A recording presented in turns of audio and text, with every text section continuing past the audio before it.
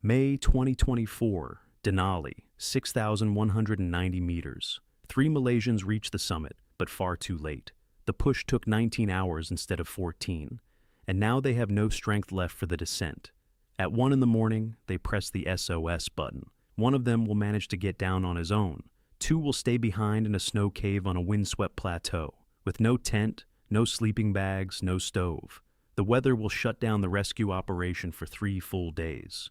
What happens to a person waiting for help at 6,000 meters when the satellite communicator battery drops to 1% and the helicopter simply cannot reach them? Denali rises 6,190 meters above sea level. It is the highest point in North America and one of the coldest major mountains on the planet. It stands in the heart of Alaska, far from any major city, surrounded by glaciers that creep outward in every direction from the massif. In winter, the summit temperature plunges below -50. In summer, during climbing season, wind on the upper slopes can blow so hard that a person cannot stay on their feet. Every year, around 1,200 climbers come here. Roughly half of them turn back without reaching the top. In 2024, the success rate hovered around 52%. Denali turns away nearly every other person who tries. The vast majority follow the West Buttress route. It is the most popular and technically the least difficult path, but the word least is deceptive here. The route begins at Kahiltna Base Camp at 2,195 meters. From there, climbers spend weeks ascending through intermediate camps at 3,300 and 4,300 meters. The final camp, High Camp, sits at 5,243 meters. This is where the summit push begins. A typical push is a fast, lightweight dash, up and back in 13 to 14 hours. Tents, sleeping bags, and stoves stay below at High Camp. Climbers carry only the bare essentials. If anything goes wrong, there is no shelter above. Between High Camp and the summit lie steep slopes, exposed plateaus, and a narrow ridge. There is nowhere to hide, and it is on one of these windswept stretches that, in late May 2024, the tragedy of the Malaysian rope team will unfold. 3 climbers from Malaysia arrive in Alaska in May 2024. The youngest is 36 years old. His name is Zulkifli bin Yusof. The 2 older members, 47 and 48, will never be identified by name in the press. All 3 are experienced. Each has climbed high-altitude peaks outside Malaysia, and 2 of the 3 have already been on Denali before. They know what Alaskan cold feels like, what it means to haul heavy packs across a glacier, and what endless days of acclimatization demand. They register for the West Buttress route and begin the standard ascent. A small bush plane drops them on the Kahiltna Glacier at base camp, 2,195 meters. Then the familiar expedition routine kicks in, ferrying loads, sleeping at intermediate altitudes, rest days for acclimatization. The trio climbs through the camp at 3,300 meters, then up to 4,300. At each stage, the body adjusts to thinner air. The process takes a week and a half to 2 weeks. By May 27th, the group reaches High Camp at 5,243 meters. This is the last stop before the summit. Tents are pitched here, stoves are burning, there is warmth and hot food. From here to the top, just over 900 meters of elevation gain remain, a single-day push. The trio prepares for their summit bid. They will go light, the standard Denali tactic, where any delay on the route turns the situation critical. And it is exactly light that the trio sets out from High Camp early on the morning of May 27th. Ahead of them lies over 900 meters of elevation gain on a route that most teams cover in 8 to 10 hours on the way up. The first section is the Autobahn, a steep ice slope that climbers nicknamed for its directness and the speed of a fall if you slip. It leads to Denali Pass at 5,547 meters. The climb is tough but predictable. Crampons, ice axe, steady pace. The group clears the pass and moves on to the long traverse across the football field, a flat, wind-blasted plateau at around 5,970 meters. Beyond that comes the climb up Pig Hill, the final steep push before the summit ridge. But the trio is moving slowly, significantly slower than the standard pace. Hours pass, and the summit is not getting closer at the speed needed to get back to camp before dark. By evening, when most teams are already heading down, the Malaysian trio is still climbing up. A normal group would have turned around by now. Too late, too slow, too dangerous. But they keep going. Denali summit ridge is narrow, with drop-offs on both sides and a near-vertical plunge of almost 3,000 meters to the south. The trio crosses it and reaches the summit just before midnight. The push took about 19 hours. That is 5 to 6 hours longer than a normal pace and far beyond any safe schedule. By the time all three stand on the highest point in North America, they are completely spent. Their bodies are hypothermic. Their strength is gone. And ahead of them is the descent. The very descent that demands just as much focus and energy as the climb up. And they have no reserves left. No reserves. And it becomes obvious almost immediately. On May 28th, around 1 in the morning, roughly an hour after reaching the summit, someone in the trio activates the SOS button on their in-reach satellite communicator. The signal goes out through the satellite, a short distress message. The content: total exhaustion, hypothermia, inability to begin the descent. 3 people are stuck above 6,000 meters in the dark, on an exposed ridge where the wind chill easily pushes temperatures past -30. All their survival gear is back at high camp, nearly a kilometer below in vertical distance. In a straight line, the camp is several hours away, but for people in their condition, that path may be impossible. The SOS signal reaches the National Park Service coordination system. Denali Rangers begin planning a rescue operation, but at night, at that altitude, with limited visibility and wind, a helicopter cannot fly up. A ground team of rangers is also unable to reach the stranded climbers within hours. Even for trained rescuers, the route from high camp to the summit ridge is not short. At 3:30 in the morning, communication through InReach cuts out. Dispatchers stop receiving messages. The exact reason is unknown. It could be the battery, loss of signal, or it could be that someone in the trio no longer has the strength to press buttons. 3 climbers are left alone on the upper slopes of Denali, in total darkness and cold, with no link to the outside world. At dawn, on May 28th, the trio faces a choice that will determine each of their fates. The 48-year-old, the oldest in the group, decides to descend. He still has enough strength to move downward. He begins the descent from the summit ridge across the football field, through Denali Pass, down the Autobahn, the same sections the group climbed on the way up. Except now, he is alone. The route to high camp covers a drop of more than 900 meters. He makes it, in serious condition, with frostbite and hypothermia, but alive. The National Park Service evacuates him by helicopter from high camp. At that altitude, the helicopter can still operate, but climbing 700 meters higher to the football field in strengthening winds is beyond its capability. He is flown to a hospital in Anchorage, but the other 2, 36-year-old Zulkifli bin Yusof and his 47-year-old partner, cannot get down. They are too exhausted, too hypothermic. The trio has split, 1 below, 2 above. Yusof and his partner remain on the football field. They do the only thing possible in that situation without gear. They dig a snow cave, hastily with hands and ice axes, into the hard wind-packed snow. The cave is not a camp or a shelter in any real sense. It is a hole in the snow that blocks the direct wind, but not the cold. The temperature inside may be only a few degrees warmer than outside. They have nothing except the clothes they wore for the summit push, and a satellite communicator with a dying battery. 2 men crawl into a snow hole at nearly 6,000 meters and wait for someone to come for them. But no one comes for them that day, or the next. May 29th, Wednesday. The upper reaches of Denali are socked in by clouds, the wind relentless. At nearly 6,000 meters, flying conditions are impossible. The helicopter cannot safely operate in that kind of wind at that altitude. The Ranger ground team is also stuck. Climbing from high camp to the football field in poor visibility and storm conditions is too risky. The rescue operation is grounded by weather. Down below, at the ranger station on the Kahiltna Glacier and in Talkeetna, the team waits for a window.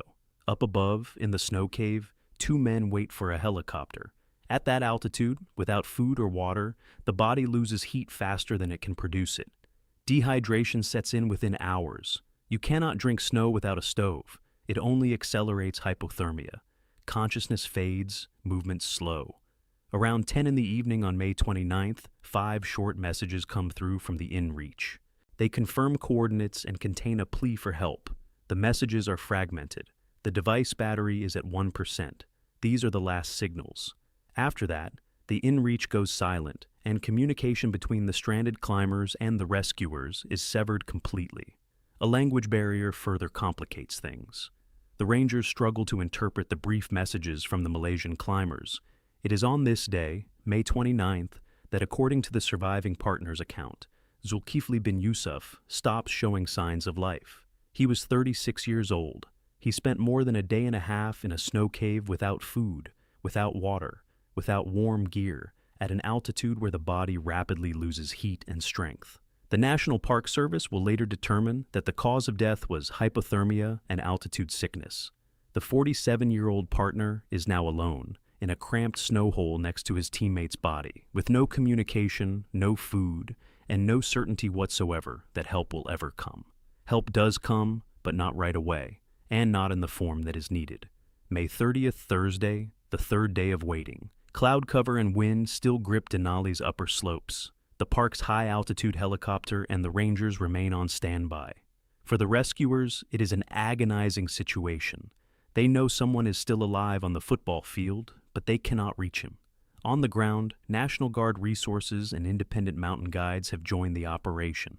Everyone waits for a break in the weather. The entire day passes. By evening, the wind remains strong, but the clouds begin to thin slightly. Around 10:30 at night, the high-altitude helicopter pilot decides to use the narrow window. He climbs to the football field. Flying at that altitude is itself at the edge of what the machine can do. The air is thin, rotor lift drops. Any gust of wind could be critical. The pilot drops a duffel bag of survival gear near the snow cave. Warm clothing, food, everything that could help someone hold on a little longer. In the helicopter's spotlight, the pilot sees one person crawl out of the cave and wave. One, not two.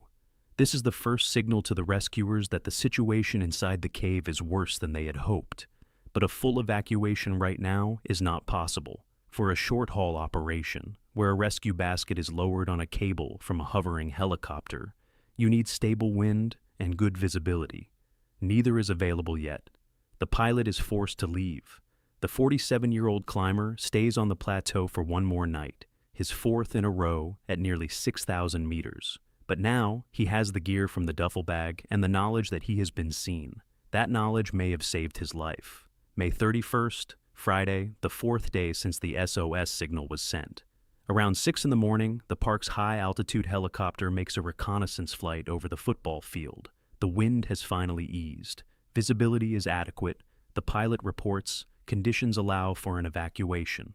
Around 7 in the morning, the helicopter returns to the plateau. Hanging on a cable beneath it is a rescue basket for a short-haul operation. A ranger descends to the snow cave. The 47-year-old climber emerges. He is placed in the basket and hoisted up to the helicopter. The aircraft turns and begins the descent to Kihiltna Base Camp, a drop of nearly 4,000 meters. At base camp, the survivor is transferred to another aircraft and flown to Talkeetna Airstrip. From there, LifeMed Air Ambulance takes him to a hospital in Anchorage. Doctors and rescuers note that the 47-year-old climber is in remarkably good condition.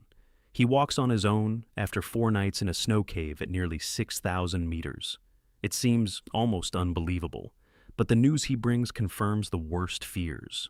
His partner, Zulkifli bin Yusof, stopped showing signs of life approximately 2 days earlier, on May 29th. For those 2 days, the 47-year-old climber spent alone in a cramped snow hole, waiting for a rescue that might never have come. The rescue operation, which the National Park Service will call exceptionally complex and difficult, lasts a total of 78 hours from the first SOS signal to the moment the last living participant is lifted off the mountain. On the evening of May 31st, the helicopter returns to the football field for the body of Zulkifli bin Yusof. He was 36 years old. The National Park Service officially announces the cause of death: hypothermia and altitude sickness after several days with minimal gear in a snow cave on the football field plateau. Both surviving partners, the 47-year-old and the 48-year-old, are in an Anchorage hospital with frostbite and cold injuries. They will survive, but the consequences of those days on the mountain will stay with them for a long time. Yusuf's death becomes the third fatality in Denali National Park during the 2024 season. Before him, 2 others had died that same season, on Mount Johnson and on the West Buttress. 3 deaths in a single season is grim statistics, even for Denali. The story of the Malaysian trio highlights several factors that come up again and again in tragedies on big mountains. An overly long summit push, 19 hours instead of a normal 13 to 14. The decision not to turn around when it became clear the schedule was blown. The standard go-light tactic, where all survival gear stays below and any delay up high becomes deadly. And weather that can shut down a rescue operation for days, precisely when every hour counts. On Denali, where the cold is harsher than on most Himalayan 8,000ers, where wind on the upper slopes regularly exceeds 100 kilometers per hour, and helicopters operate at the very edge of their altitude limits, the price of any mistake or delay is measured not in minutes, but in lives. April to 2022. 35-year-old Austrian mountain guide Matthias Rimml sets out on Denali as the first climber of the season. He is alone on the entire upper mountain. Solo, alpine style, 5 days for the ascent and descent. His last phone call to a fellow climber comes from 5,486 meters. He's tired, but fine. After that, silence. His father died in the mountains when Matthias was 13. He chose the same path. The traverse near Denali Pass had already claimed 12 lives. Matthias became the 13th. Petno am Arlberg is a tiny village in the Austrian Tyrol, wedged between the slopes of the Arlberg. Everything here revolves around the mountains. In winter, ski runs and avalanche-prone couloirs. In summer, rock faces, glaciers, trails over high passes. For most locals, the mountains are a workplace and a habitat. For the Rimml family, they are something more. 4 generations in a row, the men of this family have become mountain guides, not by accident, but by a choice passed down from father to son, along with a rope and an ice axe. Matthias's father was Christoph Rimml, a professional mountain guide, a man for whom the alpine terrain was his office. Christoph led groups across rock and ice, knew every pass in the region. Matthias grew up in this world from his earliest years. The mountains were never exotic or a hobby for him. They were everyday life, as routine as school or breakfast. Around the year 2000, Christoph Rimml was killed in an avalanche on the Kitzsteinhorn. Matthias was about 13 at the time.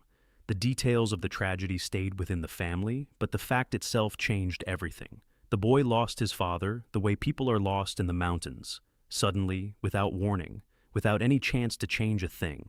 An avalanche leaves no time for goodbyes. For many, a loss like that would be reason enough to get as far from the mountains as possible. Matthias made the opposite choice. He decided to become a mountain guide, like his father, like his grandfather, like his great-grandfather before them. Not in spite of Christoph's death, but perhaps precisely because of it. The path into the mountains became both a tribute to his father's memory and a personal challenge. The same route that had taken his father now led the son forward. The decision was made, but the road to becoming a certified mountain guide in Austria is one of the toughest in the world. Matthias enrolled in a 2-year training program that produces certified mountain and ski guides. The program covers every alpine discipline without exception: rock climbing, ice climbing, snow travel, ski descents, and ski touring, navigation, and rescue operations. This is not a weekend course. It is a systematic test of endurance, physical, technical, and psychological. Candidates are weeded out at every stage. Those who remain train on glaciers, rock walls, and in the winter conditions of the high mountains. One of the training exercises is practicing avalanche rescue on a glacier. For Matthias, this was more than just a drill. As he dug out the simulated victim from beneath the snow in the Stubai Alps, the past came flooding back. The avalanche on the Kitzsteinhorn, his father, who could not be saved. The same snow, the same mechanics, the same feeling of helplessness against the elements. But Matthias held it together. He made the right calls, acted with precision, and completed the exercise. The final exam was the culmination of 2 years of training. Matthias completed one of the longest ridge traverses in the Alps, a multi-hour route along sharp rocky ridges ending with a summit of Mont Blanc. This is a serious challenge even for experienced mountaineers, and for a graduate, it is a ticket into the profession. Matthias passed the exam and received his state certification as a mountain and ski guide in Austria. He was no longer just a climber. He was a professional entrusted with other people's lives in the mountains. With his certification in hand, Matthias launched his own guide service. He called it Acqua Roce, water and rocks. He did not limit himself to the Alps back home. He took clients on routes across different continents, from European 4,000ers to distant mountain ranges. His specialty was mixed terrain, where rock transitions into ice and back again. Alongside his commercial work, Matthias joined the Arlberg Mountain Rescue Service. This was no token line on a resume. Rescuers in this region respond to real emergencies in avalanche zones, on glaciers, and along technical rock routes. For a man who had lost his father in an avalanche, rescue work carried a special meaning. In 2020, the Austrian TV channel Servus TV released a two-part documentary as part of its Bergwelten series. The subject was the journey to becoming a mountain guide. The camera followed two candidates, and one of them was Matthias Rimml. Viewers watched his training, the avalanche exercise where he confronted his past, and the final exam with the ascent of Mont Blanc. The film aired in November 2020 and captured the portrait of a man who had turned a family tragedy into a professional calling. By this point, Matthias was 33, and he was already developing an ambitious personal project that reached far beyond the Alps. That project was the 7 Summits. The idea is simple to state and colossal to execute. Climb the highest point on each of the 7 continents: Everest in Asia, Aconcagua in South America, Denali in North America, Kilimanjaro in Africa, Elbrus in Europe, Vinson Massif in Antarctica, and Karsten's Pyramid in Oceania. Hundreds of climbers have completed this circuit over the years. Matthias wanted to do it all in a single season. In early 2022, he set off. The first summit was Kilimanjaro, 5,895 meters, the highest point in Africa. The climb went well. Kilimanjaro is not the most technically demanding mountain on the list, but it set the rhythm for the project. Matthias confirmed to himself that the plan was working and moved on to the next stage. The second target was Denali, 6,190 meters above sea level, the highest point in North America. The mountain sits in Alaska, just 300 kilometers from the Arctic Circle. In absolute elevation, Denali falls short of many Himalayan giants, but in sheer harshness of conditions, it ranks among the most dangerous summits on the planet. Arctic cold, hurricane-force winds, rapidly shifting weather, and thin air at altitude make every ascent a serious ordeal. Matthias planned to go alone, alpine style. No support team, no intermediate supply caches, all the weight on his own back. The plan? 5 days for the ascent and descent. For comparison, standard commercial groups spend 2 to 3 weeks on Denali. To maintain this pace, Matthias chose the very start of the season, late April, when there is virtually no one on the mountain. This gave him freedom of movement, but it also meant that if anything went wrong above 5,000 meters, help could not reach him. On the 27th of April, 2022, Matthias Rimml left the Kahiltna base camp at 2,195 meters. A light pack, a satellite phone, minimal gear. He was the first person that season to climb above base camp. Not a single other expedition was on the upper mountain yet. His route was the West Buttress, the classic path to the summit, used by more than 90% of all climbers. In summer, queues form here, ranger patrols work the route, and intermediate camps are set up. But in late April, the route was empty. All the other teams that had arrived for the start of the season were stationed below 4,267 meters. The first ranger patrol of the season had not yet ascended either. This meant that above 4,000 meters on the entire mountain, there was exactly one person, Matthias Rimml. He moved upward along the glacier, passing through intermediate camps that still stood empty. Conditions on the upper mountain at this time of year are extreme even by Denali standards. Daytime temperatures hovered between -31 and -34 degrees Celsius. Wind chill dropped to -52. At that altitude, the air holds roughly half the oxygen found at sea level, and in the Arctic cold, every breath sears the airways. Denali in late April is not just a tall mountain. It is a frozen desert where a person is left alone with the cold, the wind, and the thin air, while the nearest help is days away, far below. On the 30th of April, at around 2 in the afternoon, Matthias's satellite phone transmitted a signal. On the other end of the line was his friend Andy Houghton. Matthias was calling from approximately 5,486 meters on the West Buttress route. He was just below Denali Pass, the col at 5,547 meters that opens the way to the summit ridge. It was the third day of his climb. He was on schedule. Matthias reported that he was tired but not in distress.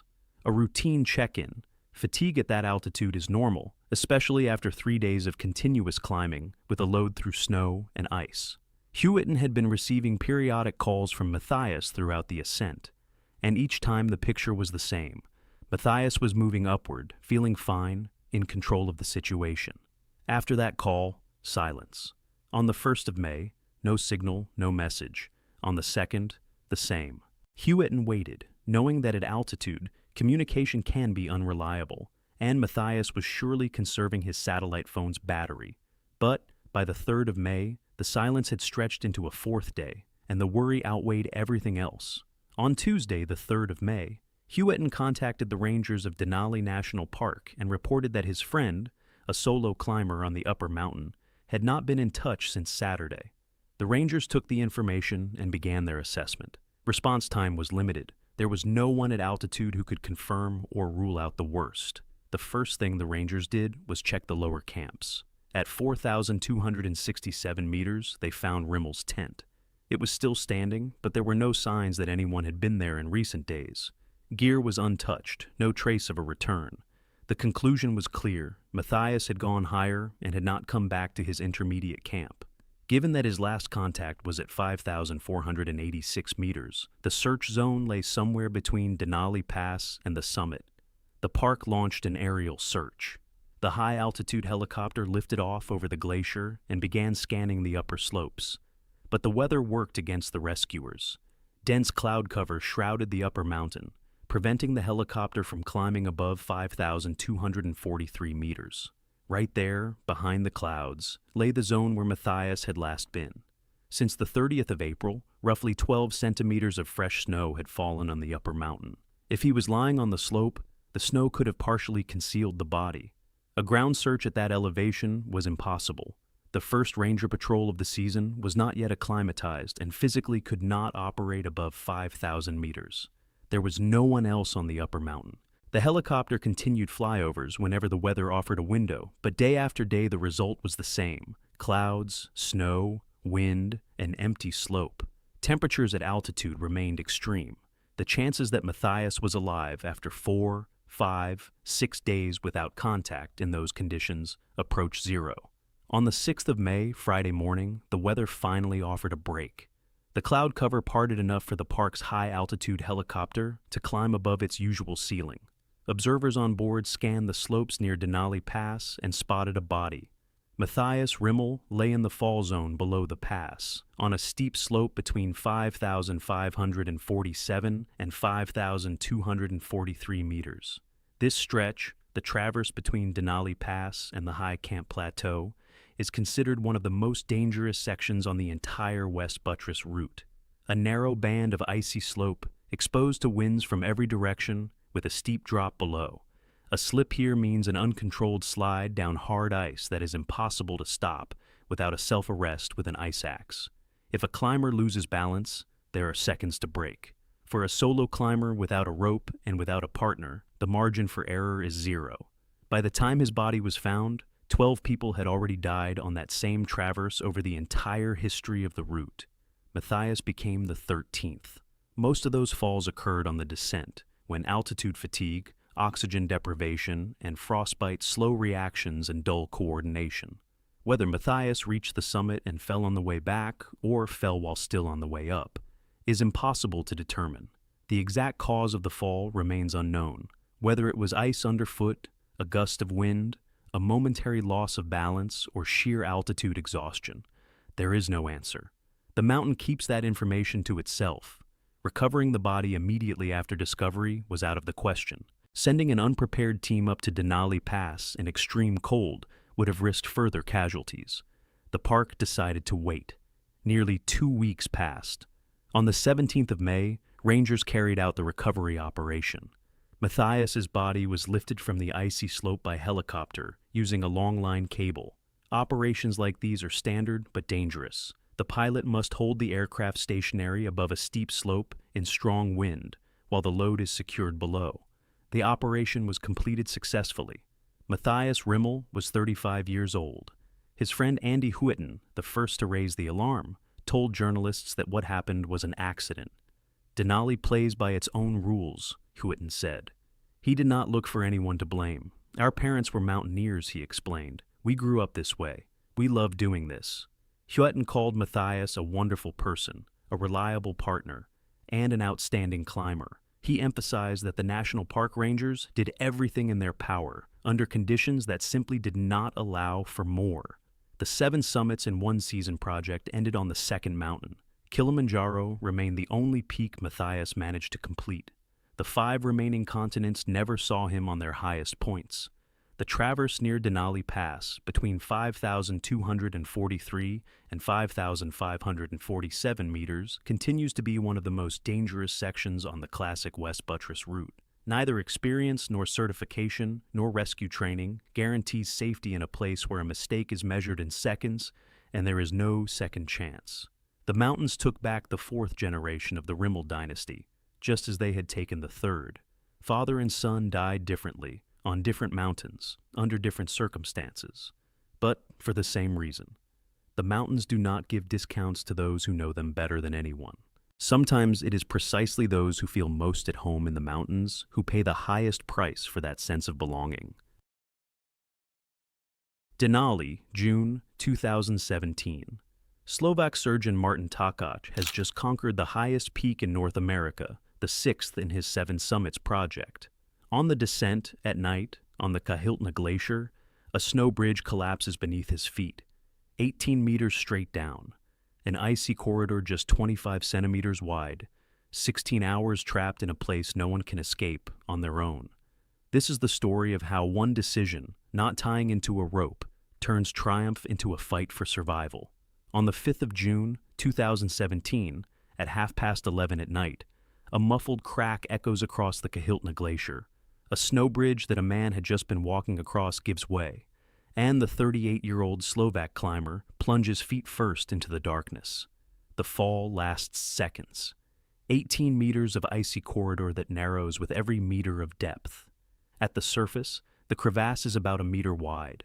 Down below, where his body finally wedges between the walls, the gap between the ice is 25 centimeters, less than the width of a man's shoulders. The force of impact drives him into the ice so tightly that neither his arms nor his legs can move even a millimeter.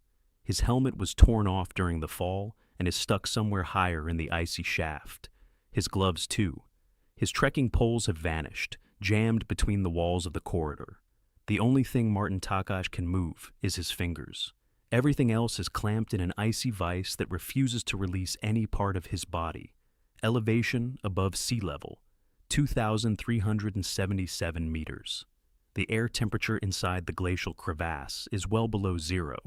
Above his head, there is no sky, just a narrow icy well where a faint strip of gray Arctic light grows dimmer by the minute.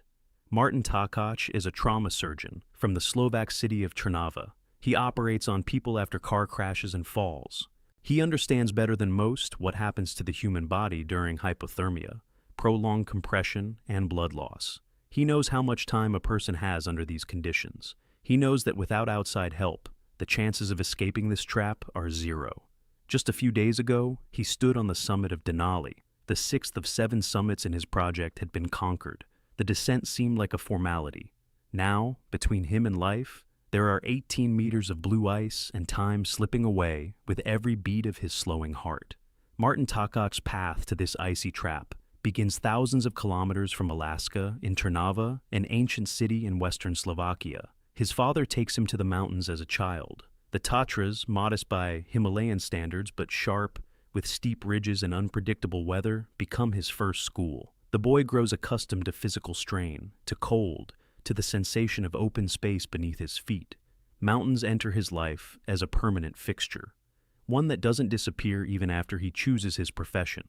Takach becomes a trauma surgeon. The operating room and a mountain route demand a similar set of qualities: precision, composure, the ability to make decisions under time pressure. He continues climbing in parallel, gradually increasing difficulty and altitude. At some point, random ascents crystallize into a system. Takach sets himself the goal, pursued by thousands of climbers around the world: the 7 Summits Program. These are the highest mountains on each of the 7 continents: Everest in Asia, Aconcagua in South America, Denali in North America, Kilimanjaro in Africa, Elbrus in Europe, Vinson Massif in Antarctica, and Karsten's Pyramid in Oceania. For a professional climber, the program is demanding. For a surgeon carrying a full workload, it's a challenge on the edge of what's possible. By the fall of 2016, Takach summits Kilimanjaro via the Lemosho route, 5,895 meters, the highest point in Africa. That's the 5th summit in his project. Each successful ascent reinforces his confidence. The program is achievable. The goal is getting closer. The next target is Denali, the highest point in North America. 6,190 meters, the Alaska Range, Arctic climate, massive glaciers, and a labyrinth of crevasses hidden beneath snow bridges. A mountain where dozens of rescue operations are conducted every year, and where people regularly die. Denali greets climbers not with its summit, but with its glacier. The West Buttress route, the most popular path up the mountain, begins on the Kahiltna Glacier, at an elevation of 2,200 meters. A ski plane drops the team directly onto the ice, and the first thing you see is an endless white plain, slashed with crevasses. Some are open and visible from dozens of meters away. Others are hidden beneath thin snow bridges that look solid until they collapse under the weight of a person with a pack. Kahiltna is one of the most dangerous sections of the entire route. Every season, people fall through here. The classic route stretches 22 kilometers and gains nearly 4,000 meters of elevation. Camps sit at 2,300, 2,900, 3,300, 4,300, and 5,200 meters. Each stage has its own rules. Down low, the main threats are crevasses and avalanches. Higher up, it's wind, cold, and altitude sickness. Denali sits at 63 degrees north latitude, closer to the pole than any other 6,000er on the planet. The Arctic climate makes the mountain's effective altitude significantly greater than the numbers suggest. Atmospheric pressure on the summit of Denali is roughly equivalent to that at around 7,000 meters in the Himalayas. The body suffers more, there's less oxygen, and frostbite sets in faster. Every year, roughly 1,000 attempts are registered on Denali. About half reach the summit. Around 100 people suffer frostbite or altitude sickness. Roughly a dozen rescue operations per season. The death toll, 1 to 2 people a year, sometimes more. The 2017 season brings an additional hazard. A warm spring melts the snowpack earlier than usual, exposing crevasses on the glacier. Snow bridges that hold a person's weight in May turn into fragile spans by June, ready to collapse at any moment. It is into these very conditions that Martin Takach flies in late May of 2017. A ski plane delivers him to Kahiltna Base Camp, the starting point for all ascents via the West Buttress. The first days are spent acclimatizing. The glacier around base camp looks deceptively calm, a flat white surface marked with flags along safe corridors for travel. Nearby are zones flagged as dangerous. Crevasses here can be invisible until the very last step. Takach begins his ascent. The first leg runs from base camp at 2,200 meters to the camp at 2,377, then higher. Each new camp requires several trips up and down to ferry gear and food. This is standard Denali tactics, shuttle carries that double as acclimatization. With elevation, everything changes. Temperature drops, wind picks up, the air grows thinner. At 4,300 meters sits the main high camp, the launching point for summit bids. Takach acclimatizes on schedule, moves up to the upper camp at 5,200 meters, and sets out for the final push. Takach reaches the summit of Denali, the highest point in North America. The 6th mountain in the 7 Summits program is conquered. The panorama of the Alaska Range stretches in every direction. Endless glaciers, jagged peaks, clouds far below. The moment that justifies months of preparation. A flight across the ocean, days at altitude. A photo on the summit. A brief rest. Now, the descent.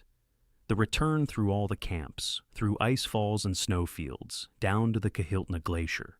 On Denali, as on most high mountains, it's the descent that claims the most lives. The body is exhausted, reactions are sluggish, attention wanders. A deceptive feeling creeps in that the hardest part is over, and the remaining journey is a mere formality.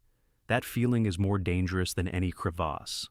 Takach descends through the upper camps without serious problems. The summit is done, the route is familiar, the weather allows movement.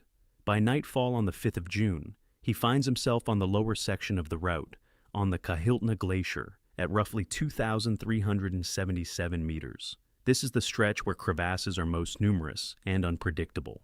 Standard practice on Denali calls for rope travel on the glacier.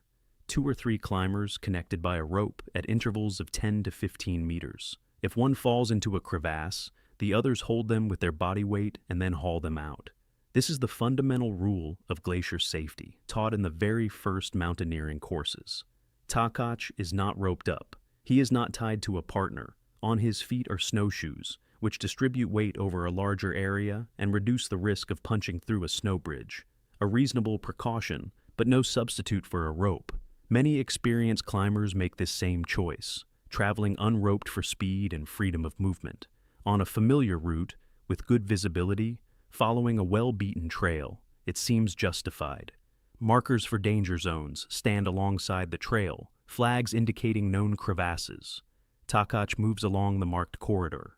Around 11:30 at night, in the near-constant daylight of an Alaskan June, he takes another step. The snow bridge beneath his foot sags, cracks, and collapses. His body drops. The snowshoes that were supposed to distribute his weight now work against him. The wide frames catch on the crevasse walls and jam his legs at the very bottom. In an instant, Martin Takach is 18 meters deep, wedged in an icy corridor narrower than the human body. There is no rope to catch him. There is no one to hold. The crevasse Takach falls into is not vertical. It curves in an arc, and his body slides down this bent corridor, slamming against the walls at every turn. The icy shaft starts at roughly a meter wide at the surface and narrows with each meter of depth. At the bottom, at the 18-meter mark, the gap between the walls is 25 to 30 centimeters. Ranger Chris Erickson, who will later descend into this crevasse, will call it a coffin made of ice. The force of the fall drives Takach's body and gear into the ice walls so tightly that they become one. His right arm is pinned against his torso. Within hours, it will lose all sensation.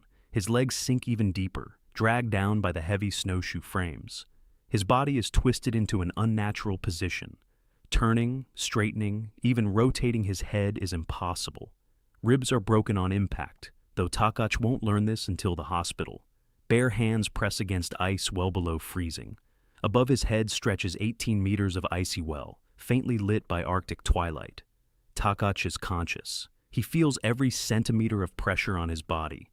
Breathing is possible. There is space for his chest to expand, barely.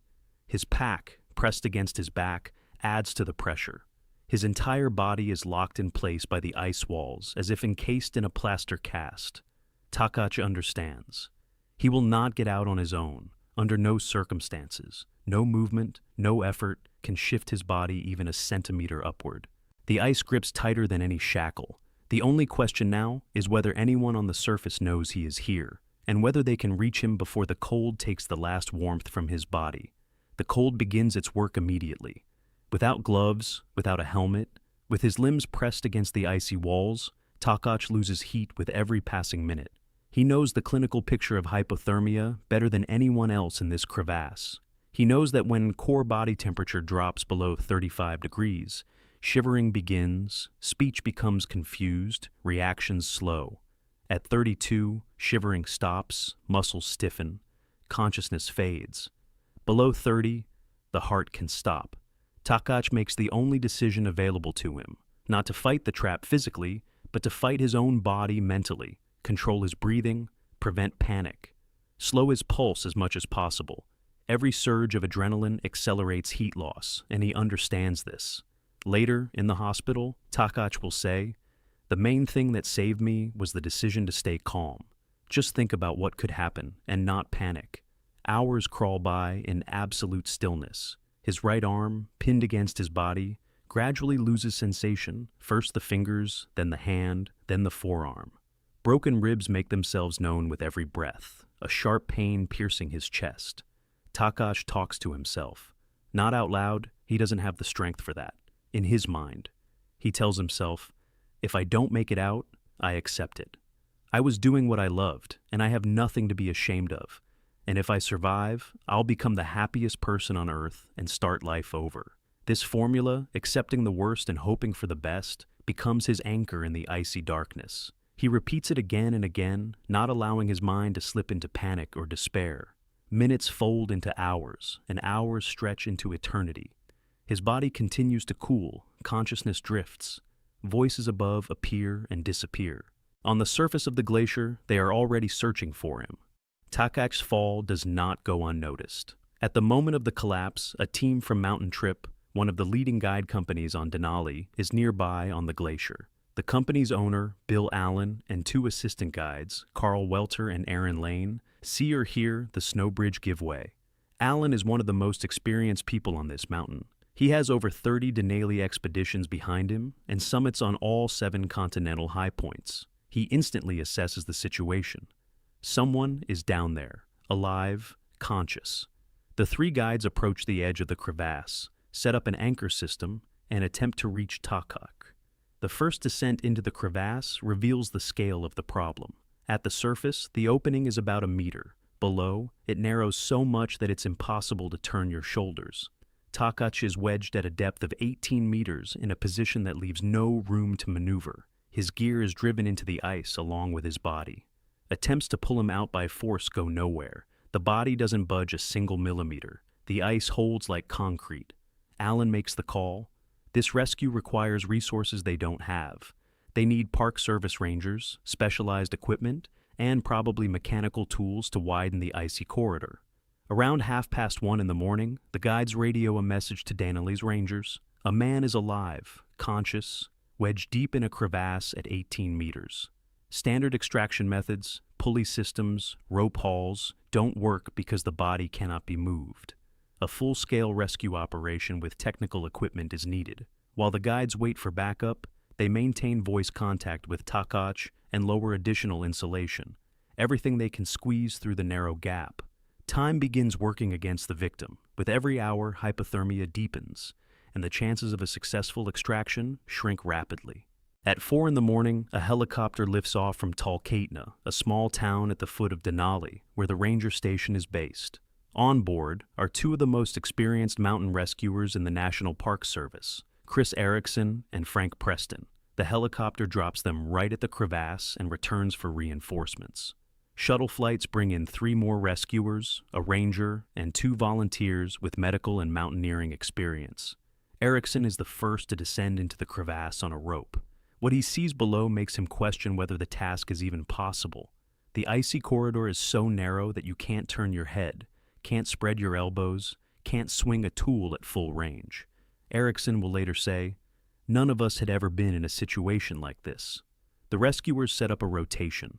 One person descends into the crevasse and chips away ice with an ice axe or a small hand tool. After 20 to 30 minutes, they're hauled back up, and the next one goes down. In parallel, they try everything available: hot water to melt the ice, a blowtorch chipping away in chunks. The work is agonizingly slow. Each chip yields millimeters. After 8 to 10 hours of non-stop work, they manage only to reach Takach's body and touch him. The rescuers attach a sling through the straps of his backpack, which gives the victim a tiny bit of extra breathing room.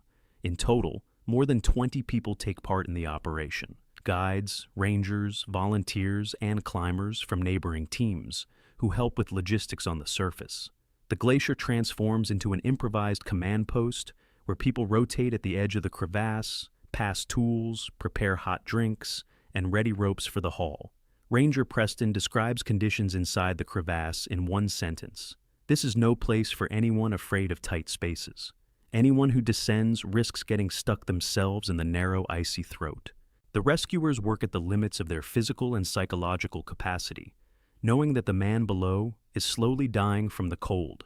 By the 10th hour of work, the rescuers manage to free one of Takach's arms and secure a harness around his body. This is the first real progress in the entire operation. They try to pull upward. The body won't budge. His legs and snowshoes are still entombed in the ice wall deeper down the corridor. The crevasse is even narrower at that point, and every centimeter has to be won from the ice by hand. Widening the gap from 15 to 30 centimeters is a task that takes hours. By this point, Takach is barely responding to questions. He whispers one word, "Snowshoes, snowshoes," and goes silent. The rescuers working below hear only silence and begin to fear the worst.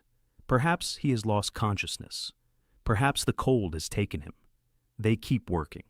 In the afternoon, the weather improves and the helicopter makes another run.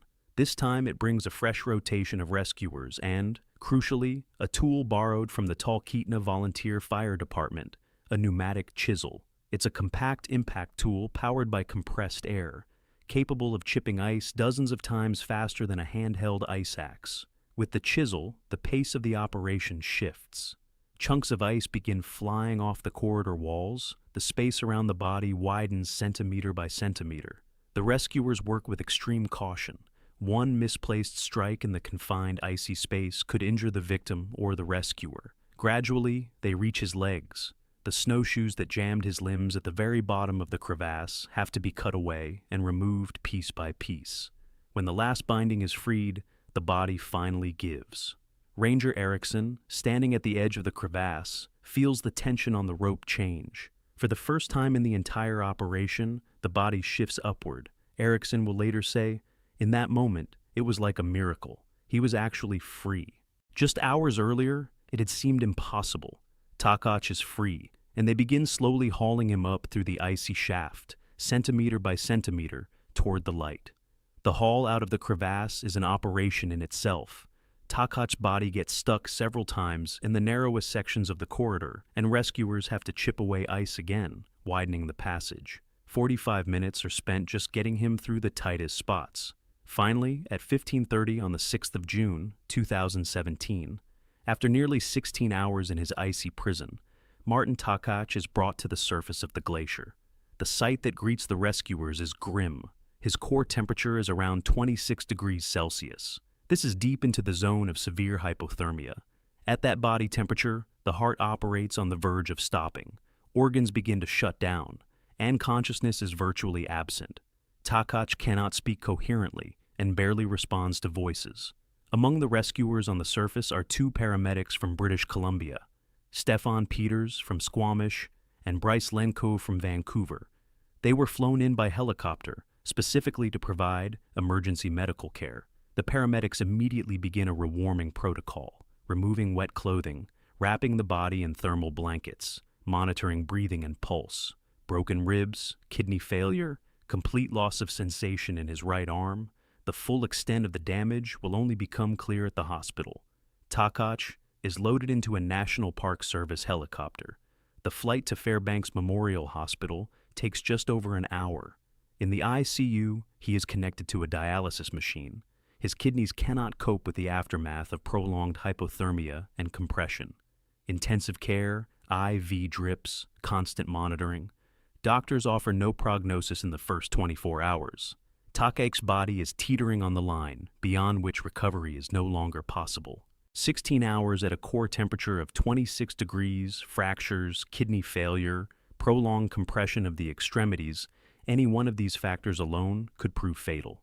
Together, they create a picture in which survival looks like a statistical anomaly. The question is, which side of that line the Slovak surgeon, who just 2 days ago stood on the summit of a continent, will end up on?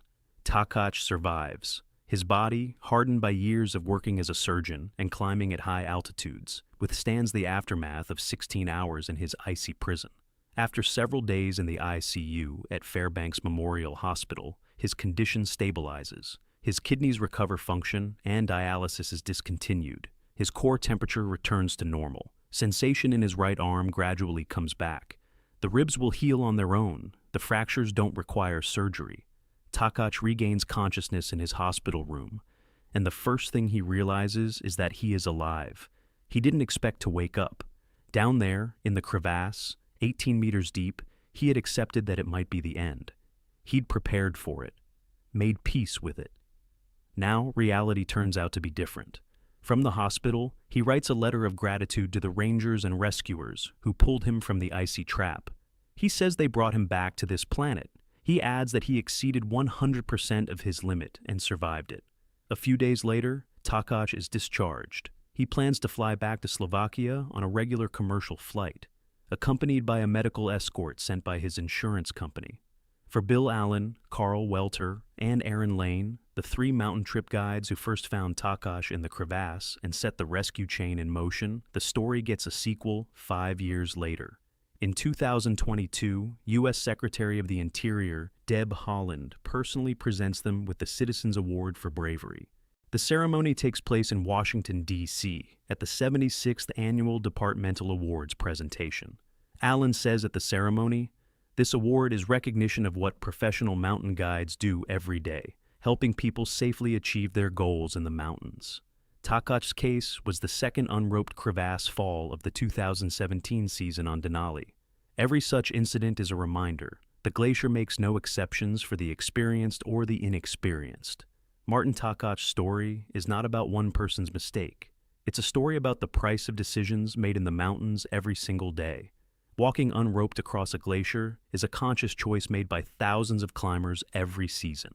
For speed, for independence, for the feeling of freedom that comes with moving solo across a boundless field of ice. Most make it through without consequence. The snow bridges hold, the trail is packed, the flags are in place.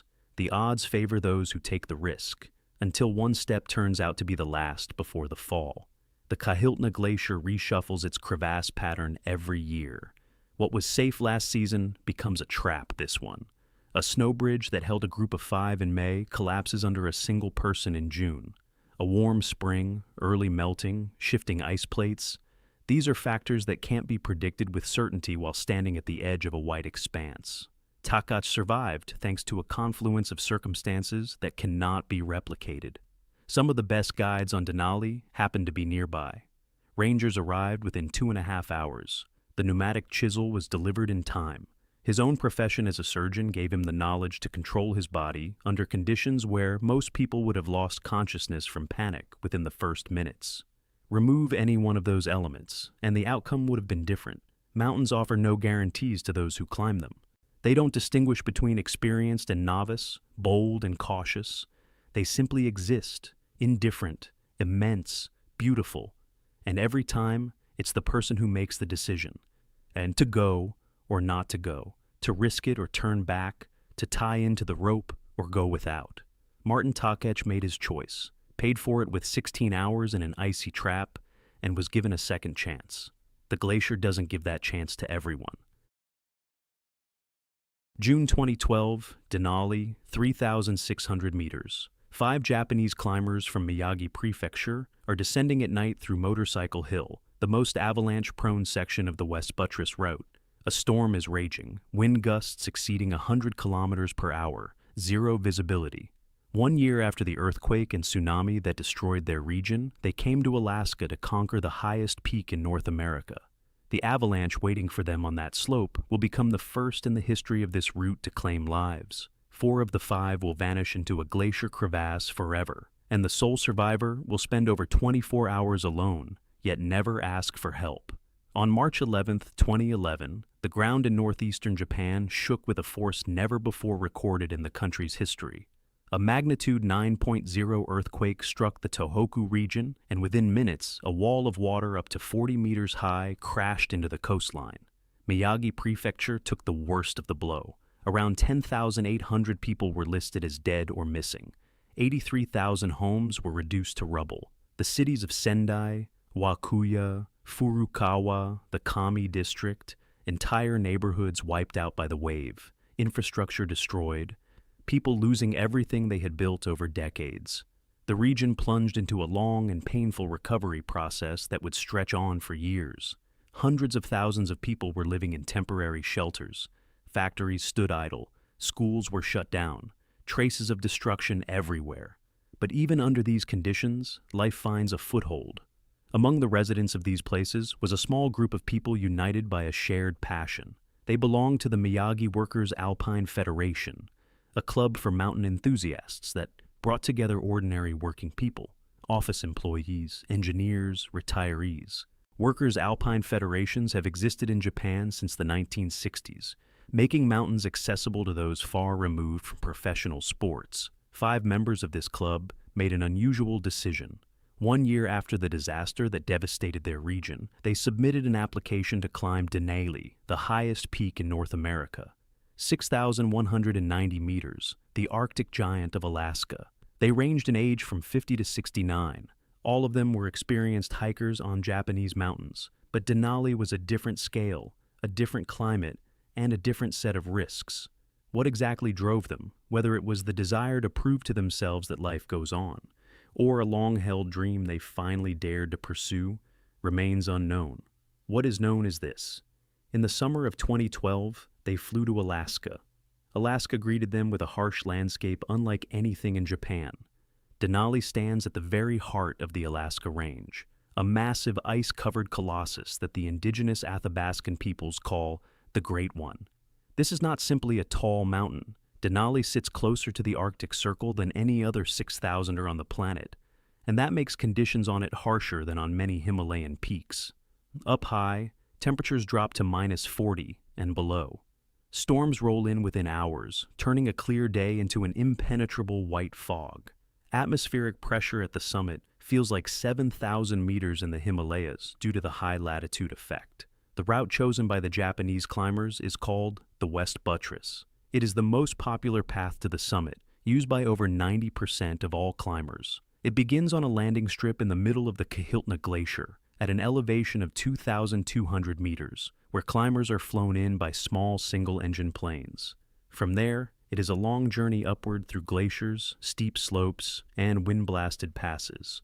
Intermediate camps sit at 2,400, 2,900, 3,350, and 4,330 meters. Among the key sections of the route is Motorcycle Hill, a slope at around 3,600 meters with an incline of 35 degrees. This section is known for its avalanche danger and hidden crevasses masked by thin snow bridges.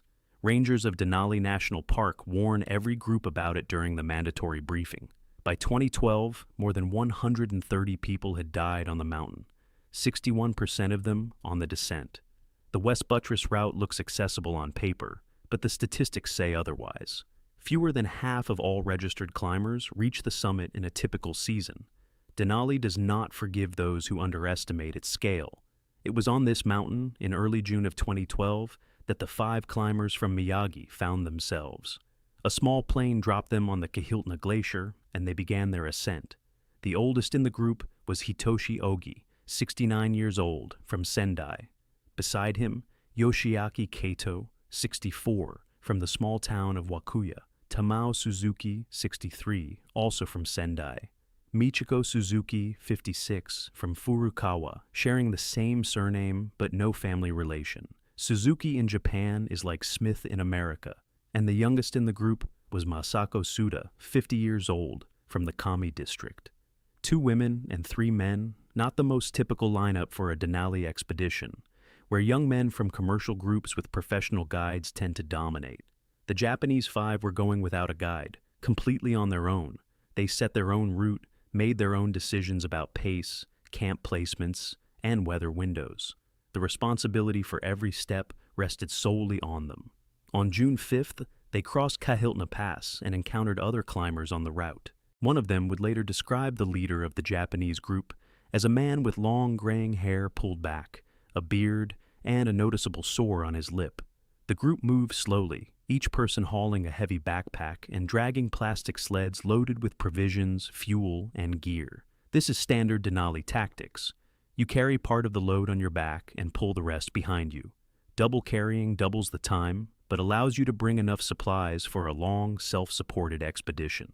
The 5 Japanese climbers passed through intermediate camps at 2,400 and 2,900 meters, crossed the vast snowfields of the glacier, and gradually gained altitude. Around them, white silence, the reflected sun blinding their eyes, and the air growing thinner with every 100 meters. Ahead lay Motorcycle Hill and the path to the upper camps, where the real altitude begins. The group made it over Motorcycle Hill on the way up without incident. passed through a series of gentle slopes known as Squirrel Hill, and emerged onto the open glacier that climbers call the Polo Field. Here, the wind blows almost constantly, and rocks and small avalanches occasionally tumble from the walls of the west buttress. Beyond that lay the traverse around Windy Corner, one of the most wind-blasted spots on the route, where gusts hit you in the face with such force that you have to walk bent over. Past Windy Corner, the path leads to a broad plateau at 4,330 meters. This is Camp 4, the main staging area on the West Buttress route.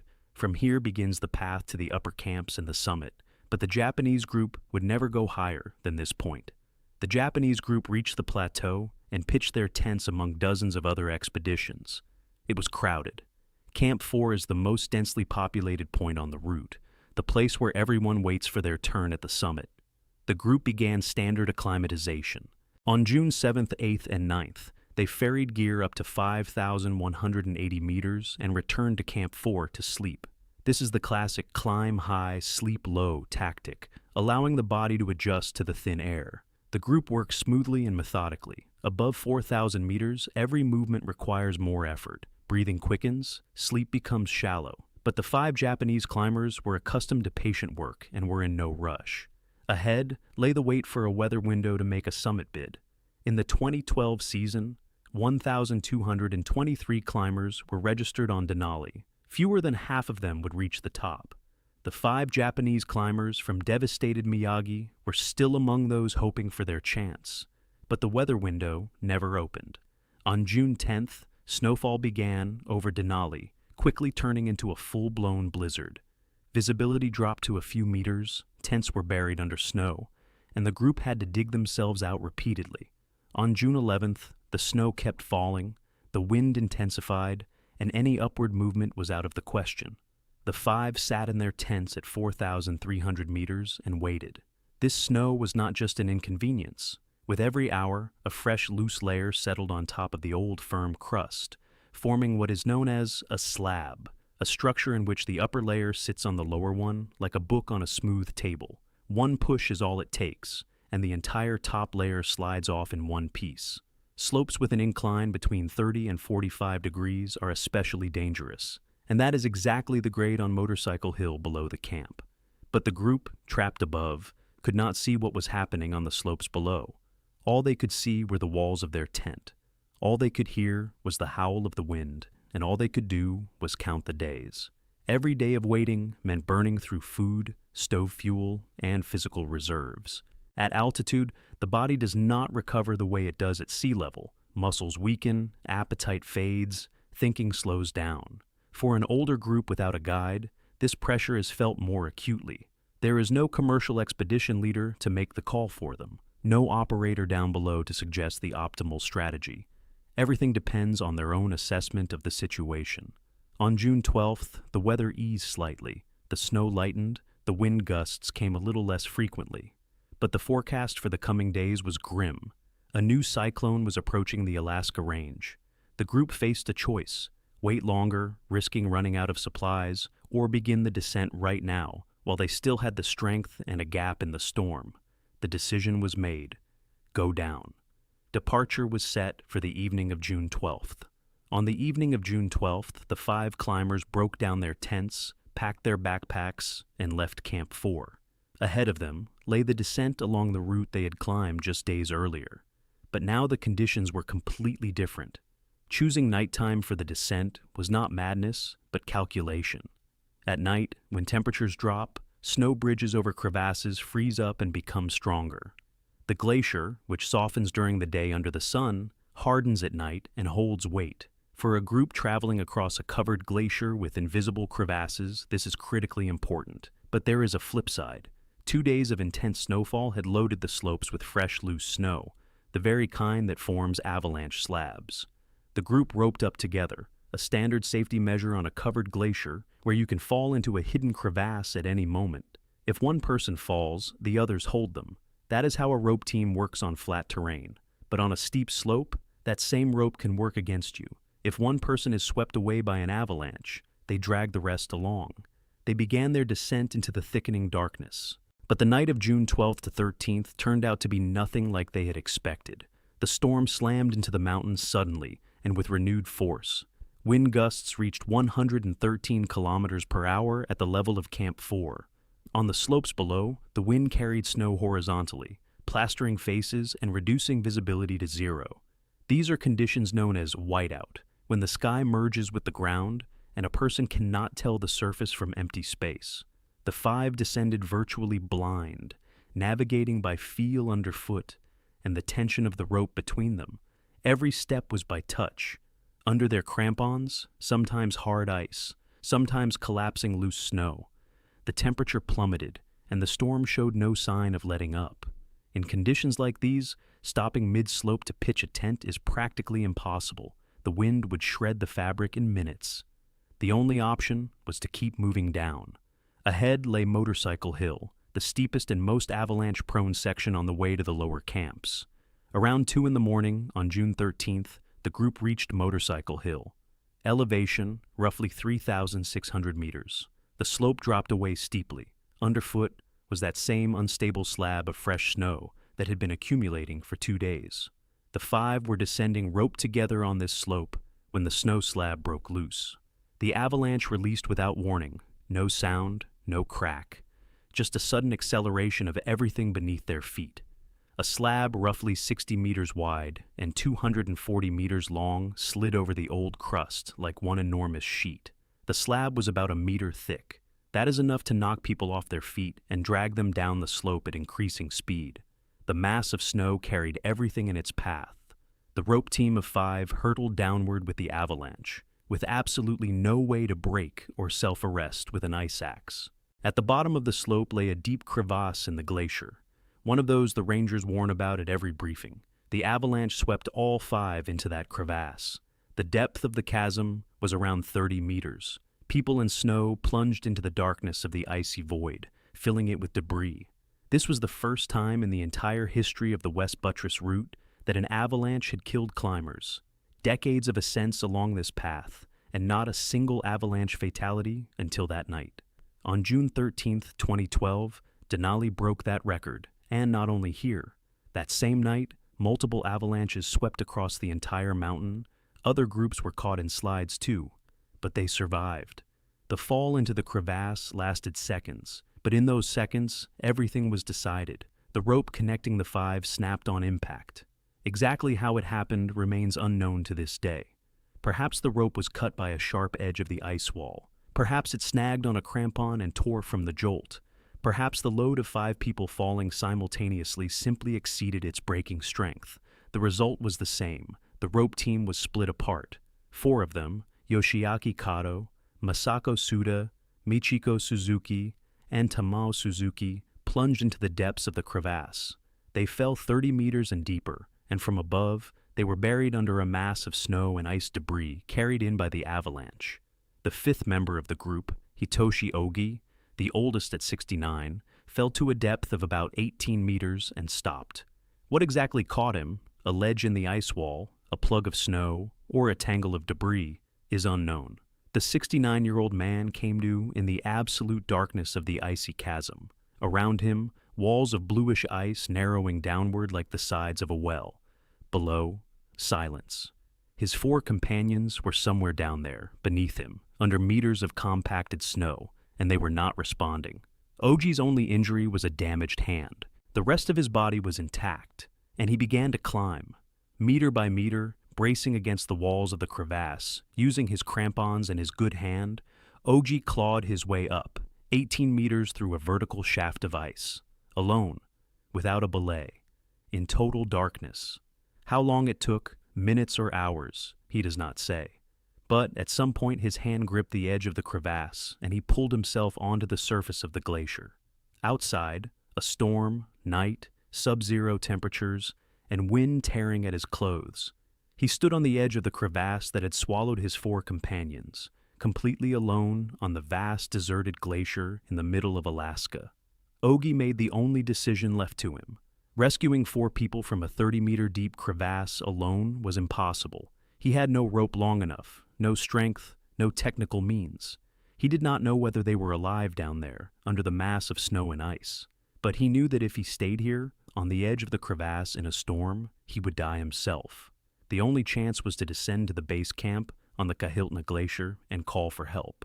The camp was more than 1,400 meters of elevation lost down the glacier, a glacier hiding dozens of crevasses beneath thin snow bridges.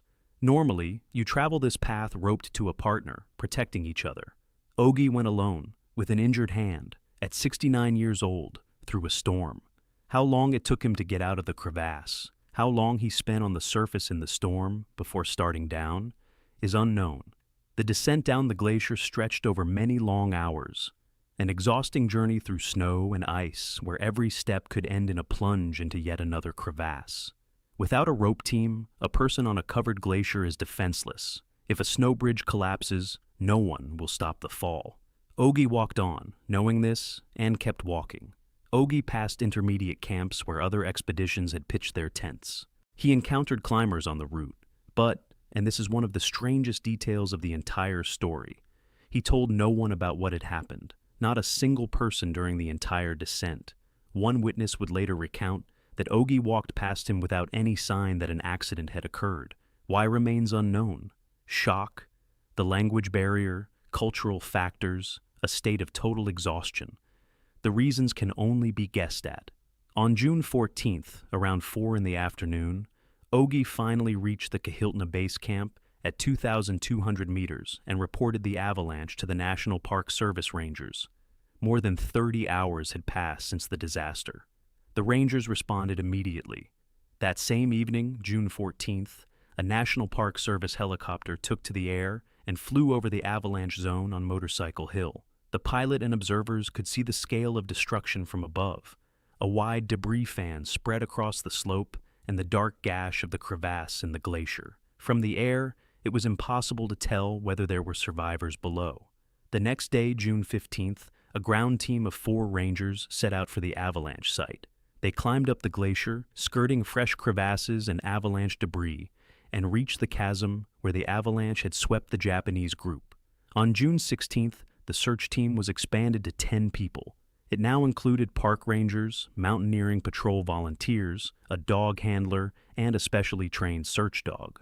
One of the rangers, Tucker Chenoweth, descended into the crevasse. He went down on a cable, meter by meter, into the same icy shaft that Ogi had climbed out of 2 days earlier, but Chenoweth went deeper, down to 30 meters. At that depth, he saw compacted snow and ice debris filling the lower section of the crevasse. Overhanging blocks of ice threatened to collapse at any moment. Among the debris, Chenoweth found a severed end of a climbing rope. He compared it with the description of the Miyagi group's gear. The rope matched.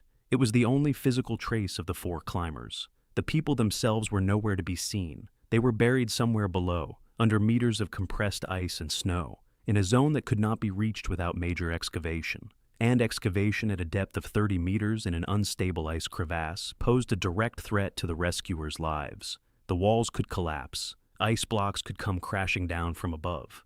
Chenoweth ascended back to the surface. The team gathered at the edge of the crevasse and reached a conclusion. Continuing the excavation was impossible. The risk to the rescuers was too great. The 4 climbers from Miyagi would remain in the depths of the glacier. On June 17, 2012, the National Park Service officially announced the end of the search operation. The decision was final. The search would not be resumed. Not now, not ever. The crevasse on Motorcycle Hill was declared the final resting place of the 4 climbers. Yoshiaki Kato, 64, from the town of Wakuya. Meisako Suda, 50, from the Kami district. Michiko Suzuki, 56, from Furukawa. Tamao Suzuki, 63, from Sendai. 4 ordinary people from the devastated Miyagi Prefecture, members of a workers' alpine club who had survived the greatest natural disaster in their country's history, came to Alaska chasing a dream and remained in the body of the glacier forever. Their bodies joined the dozens of others that Denali had swallowed over a century of climbing. By 2012, around 44 bodies remained on the mountain, in crevasses, under avalanches, on inaccessible walls. The glacier moves slowly, inch by inch, and someday, decades or centuries from now, it will carry everything it holds inside down to the base. But until then, The 4 Japanese climbers remain part of the mountain. The 2012 season on Denali ended with 6 deaths, 4 from the Miyagi group, and 2 other climbers in separate incidents, against 498 successful summits out of 1,223 attempts. The death of the Miyagi group entered history as the first avalanche fatalities on the West Buttress route. 3 questions remain unanswered. Why the group set out to descend at night, in the middle of a storm? How exactly the rope snapped, separating the living from the dead? And why the sole survivor, 69-year-old Hitoshi Ogi, stayed silent for over 24 hours, walking past camps and people who could have helped. There are no answers. There is only a crevasse in the ice at 3,600 meters and the silence of the Alaskan glacier. May 25, 2011. Denali, the highest point in North America. 4 people on a single rope are descending the section known as the Autobahn, the most dangerous traverse on the West Buttress route. On the rope, an experienced guide with 3 summits under her belt and 3 clients who've entrusted her with their lives. 1 unclipped carabiner, an icy slope at 45 degrees, and a 300-meter fall that no one will witness. Why was the rope team moving without protection? What did the guide notice? And why did her attempt to fix the mistake become fatal? Suzanne Allen graduates from college with a degree in music education. A clear, quiet career stretches out before her. School classrooms, piano lessons, children's choirs, a schedule running September through June. But in 1999, 22-year-old Suzanne makes a decision that will upend her entire path. She moves to Seattle, Washington, a city surrounded by mountains, water, and forest. Instead of a school music room, she takes a job as a sales associate at REI, the largest American retail chain for outdoor recreation. At first glance, it's a temporary gig to get on her feet in a new city. In reality, it's the starting point of an entirely different life. At REI, Allen finds herself among people for whom mountains are everyday life. Colleagues hike Rainier on weekends, customers talk about climbs from the Cascades to the Himalayas. Suzanne starts trying it herself, first-day hikes, then something more serious. Pretty quickly she realizes the feeling of altitude, physical limits, and responsibility for every step gives her something music never could. Within a few years, Allen goes from amateur to professional mountain guide. She catches the eye of Alpine Ascents International, one of Seattle's leading guide companies, founded in 1986 by climber Todd Burleson. The company specializes in top-tier expeditions, Denali, Everest, Aconcagua. Allen becomes part of that team. A skill carried over from her music education turns out to be her greatest professional advantage. She knows how to explain complex things simply and can sense the mood of a group. Mountains, like music, demand precision and patience. And Suzanne has both. That precision and patience quickly find their place on the most serious routes of the Pacific Northwest. Allen's first major mountain as a guide is Mount Rainier, a glacier-covered volcano standing 4,392 meters tall, towering over Washington state. Rainier is considered the premier training ground for climbers in the region. This is where people learn to travel roped together, work with an ice axe, read weather, and make decisions in conditions that approximate high altitude. Allen leads groups on Rainier again and again, honing her skills at managing people under stress. At the same time, she takes on expeditions farther from home, leading treks to Everest Base Camp in Nepal. It's not a technical climb, but serious high-altitude work at 5,000 meters, where you need to recognize altitude sickness, control pace, and keep a group together over weeks of travel. With each season, Allen grows, and Alpine Ascents trusts her with increasingly difficult routes. She summits Denali 3 times, the highest point in North America, 6,190 meters, each time as the lead guide. 3 successful Denali summits for a guide means that person can lead clients through a 2-week expedition in Arctic conditions, make turnaround decisions, and bring the group to the summit and back alive. Over 7 or 8 years at Alpine Ascents, Allen becomes one of the company's most experienced and respected guides. Management notes her teaching approach. She doesn't just lead a group along a route, she explains every decision, teaches clients to think for themselves and understand the mountain. By 2011, 34-year-old Suzanne Allen is a professional with a flawless reputation, trusted by the company, by clients, and by colleagues across the mountaineering world. Denali, which Allen had summited 3 times, stands apart among the world's highest peaks. Technically, it's lower than the Himalayan 8,000ers, just 6,190 meters. But that number is deceptive. Denali sits in Alaska at the 63rd parallel north, closer to the Arctic Circle than to the equator. The Arctic climate makes conditions on its slopes comparable to mountains 2,000 meters higher. Winter temperatures drop below -50, and winds along the ridges reach hurricane speeds even in summer. Roughly 90% of all climbers choose the West Buttress route, the Western Ridge. It's the most logical and technically accessible path to the summit, but accessible on Denali doesn't mean safe. Between the high camp at 5,240 meters and Denali Pass at 5,550 meters lies a section climbers call the Autobahn. It's a steep traverse with a slope of 40 to 45 degrees, crossing an exposed face. Snow here is often packed by wind to the consistency of ice. The name Autobahn was born from the dark humor of Alaskan climbers. A group of German climbers once fell on this traverse and slid the entire slope like they were on a highway. The name stuck. Over decades of use, at least 12 people have died on the Autobahn alone. For protection on this section, snow pickets are installed, metal stakes driven into the slope, to which climbers clip their carabiners via a safety rope. As long as your carabiner is on the picket, you're protected. If it's not, there's nothing between you and the slope but balance. It's precisely this fragile balance that comes under special threat in the spring of 2011. The season on Denali begins with abnormal conditions. Little new snow fell over winter, and constant winds packed what remained into something like concrete. Roots turn into icy chutes. Climbers arriving on the mountain describe the surface in one phrase: nothing to grab onto. Crampons scratch the crust without penetrating, and an ice axe slides without finding purchase during a self-arrest attempt. 1,029 climbers register for the season, and by mid-May, about 280 of them are already on the mountain. The first blow comes on May 12th. At roughly 5,500 meters, 33-year-old Swiss climber Beat Niederer dies.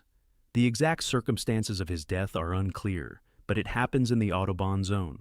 4 days later, on May 16th, 67-year-old Italian climber Luciano Colombo falls between Denali Pass and the high camp, sliding down the same icy slope. The scenario repeats with chilling precision: descent after the summit, fatigue, hard-packed snow, inability to self-arrest. By May 25th, 4 people have already died on the mountain, and the season is far from over. Experienced guides discuss among themselves, conditions this year are worse than usual, the ice won't let go, and the number of people on the route isn't getting smaller. Some decide to turn their clients around before reaching the summit. Others continue, relying on their guide's experience and the belief that their group will make it through the section cleanly. In hindsight, the season statistics look grim. Of roughly 1,000 registered climbers, 687 will reach the summit, just over half.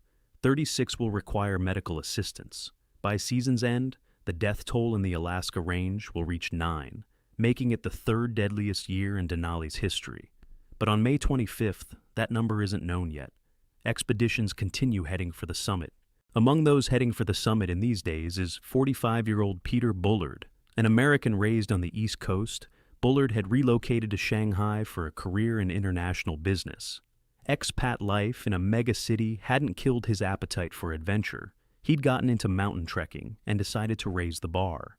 Denali became his ultimate goal. For the climb, he chooses Alpine Ascents International, a company with 25 years of experience and hundreds of successful expeditions behind it. By 2011, Alpine Ascents leads groups not only on Denali and Rainier, but also in the Himalayas, on Aconcagua, and on the volcanoes of Ecuador. It's one of the most respected guide organizations in the world. Bullard ends up in a group led by Suzanne Allen. Alongside him on the rope are 2 other clients, 31-year-old Gary Burke from Dallas, Texas, and 30-year-old James Moore from Camp Pendleton, California.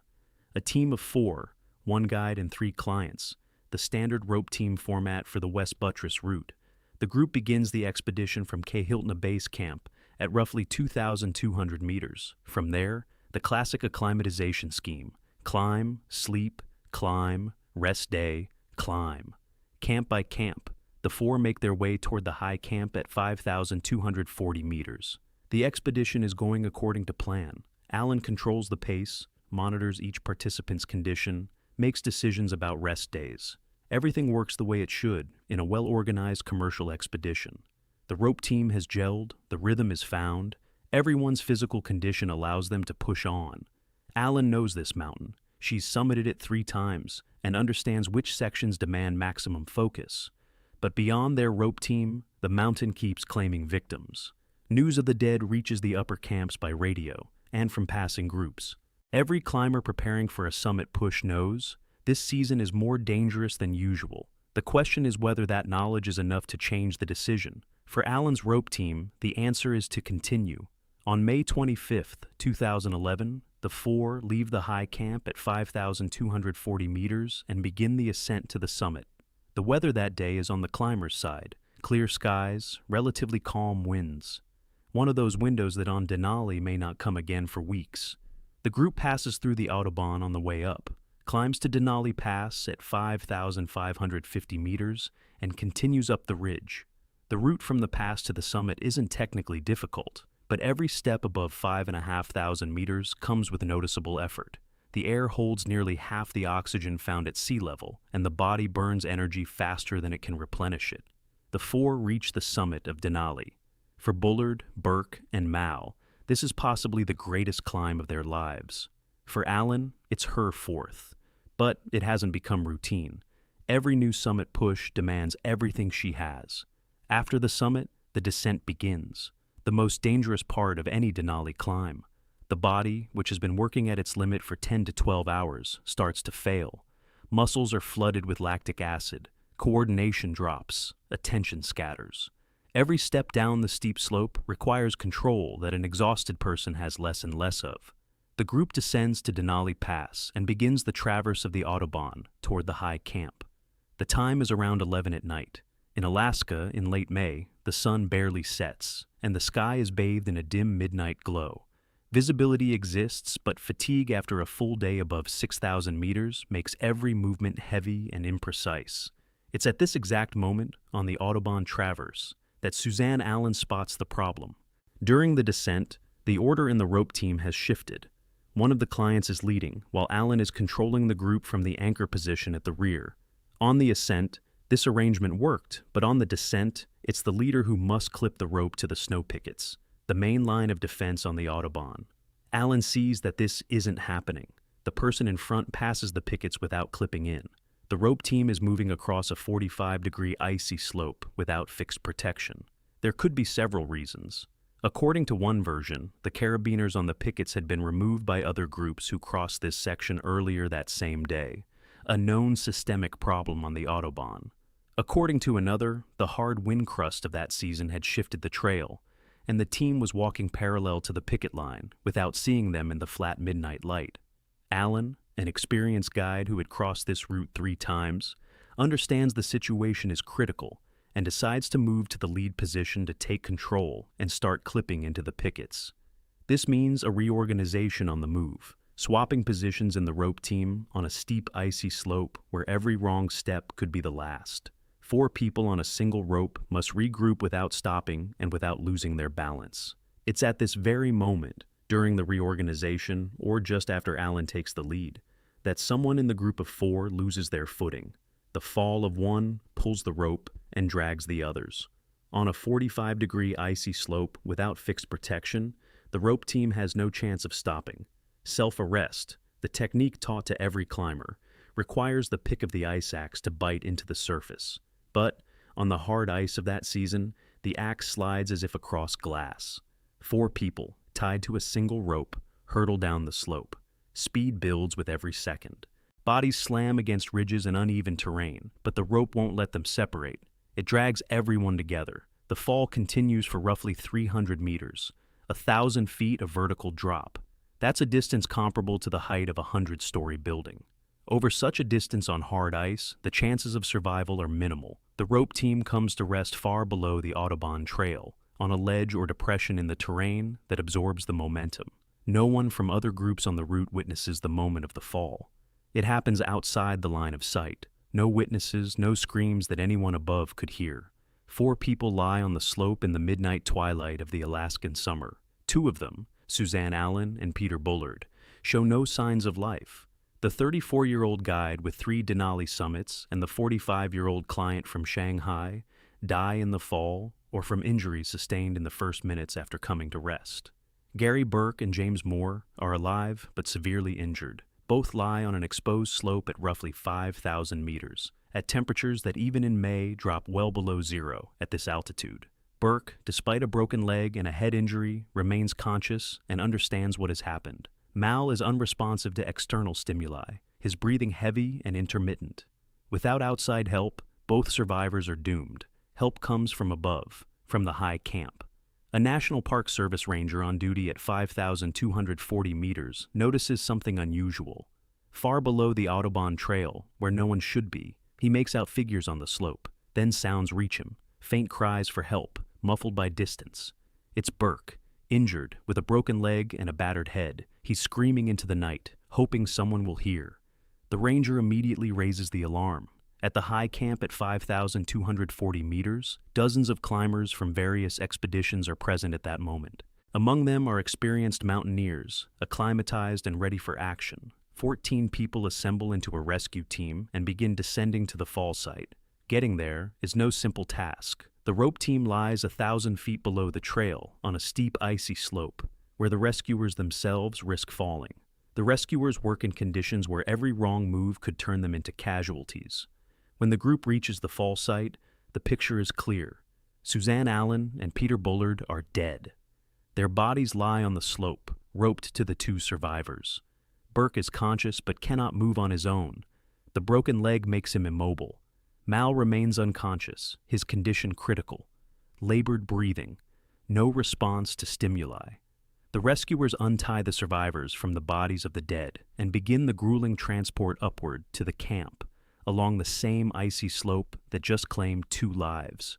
Carrying an injured person up a 40-degree ice slope at 5,000 meters is a task bordering on impossible, but the 14 rescuers work in coordination, taking turns and belaying each other. Meanwhile, a radio call goes out to the para-rescuers of the 212th Rescue Squadron of the Alaska Air National Guard. The night at 5,000 meters is only beginning, and the fight for the lives of Burke and Mal is in full swing. The rescuers deliver Burke and Mal to the high camp, where first aid begins.